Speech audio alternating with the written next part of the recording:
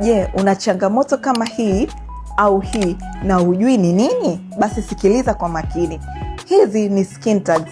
Skin tags au visunzua ni vinyama vidogo ambavyo sio saratani na hutokea pale ambapo mwili hutengeneza seli za ziada katika tabaka la juu la ngozi.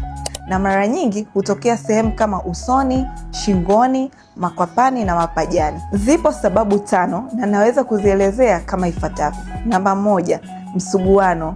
Sehemu zenye msuguano husababisha seli za ngozi kuwa na msukumo wa kukua na kujiongeza zaidi, hivyo kukuweka katika hatari ya kupata visunzua. Namba 2 ni insulin insufficiency. Kwa kawaida mwili unaposhindwa kutumia insulin, kiwango cha insulin kwenye damu huongezeka na hivyo kusababisha cells na tishu laini kwenye ngozi kuongezeka ukubwa na kusababisha skin tags. Namba 3 ni genetics. Kama kuna historia ya visunzua au skin tags kwenye familia, then kuna high chances za wewe kupata visunzua. Namba 4 ni mabadiliko ya hormone, mfano kwenye ujauzito, na namba 5 ni uzito mkubwa kupitiliza.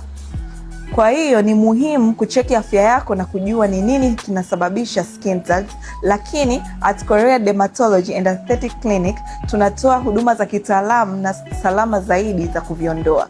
For consultation, skincare updates and procedure, karibuni Korean Clinic.